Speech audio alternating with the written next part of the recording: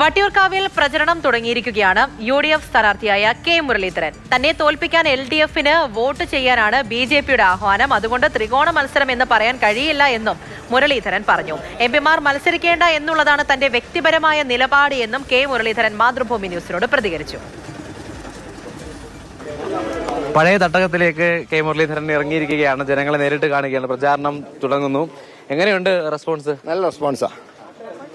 പാതിക്ക് ഇവിടെ നിന്ന് പോയതാണല്ലേ, വീണ്ടും തിരിച്ചു പോയതല്ല, ചില പ്രത്യേക സാഹചര്യങ്ങളിൽ വടകര പോണ്ടി വന്നു, ഇപ്പൊ തിരിച്ചു വന്നു. ഒരു ത്രികോണ മത്സരം എന്ന് വിശേഷിപ്പിക്കാൻ കഴിയും? ത്രികോണം എന്ന് പറഞ്ഞുകൂടാ. കാരണം ബി.ജെ.പിക്കാർ പറയുന്നത് മുരളീധരനെ തോൽപ്പിക്കണമെന്ന് മാത്രമല്ലേ പറയുന്നുള്ളൂ. അല്ലാതെ ബി.ജെ.പിയും യു.ഡി.എഫും തമ്മിലുള്ള മത്സരമാണ്. അല്ല, ബി.ജെ.പിക്കാർ പറഞ്ഞ് ഞങ്ങൾക്ക് മുരളീധരനെ തോൽപ്പിക്കണം, അതുകൊണ്ട് വേണമെങ്കിൽ പ്രശാന്തിനെ വോട്ട് ചെയ്യാന്നാണ് പറയുന്നത്. അപ്പോൾ പിന്നെ മത്സരം യു.ഡി.എഫ് എൽ.ഡി.എഫ് തമ്മില്ല. അങ്ങനെയാണ്. അതെ.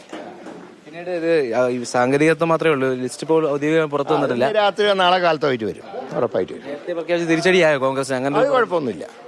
ഞങ്ങൾ മുമ്പ് വൈകി പ്രഖ്യാപിച്ചിട്ടുണ്ടെങ്കിൽ അതൊന്നും ബാധിച്ചിട്ടൊന്നുമില്ല. എംപിമാർ മത്സരത്തിനെ പറ്റി അങ്ങയുടെ അഭിപ്രായം? അല്ല, ഞാൻ വേണ്ടെന്നുള്ള അഭിപ്രായക്കാരനാണ്. തീരുമാനം എടുക്കേണ്ട ഹൈക്കമാൻഡാണ്. കെ സുധാകരൻ ഡൽഹിയിലേക്ക് പോയെന്ന് പറയുന്നു. ഞാൻ പാർലമെന്റ് ഉണ്ട്, അതുകൊണ്ട് അത് സ്വാഭാവികമായിട്ട് പോവല്ലോ, അത്രയേ ഉള്ളൂ.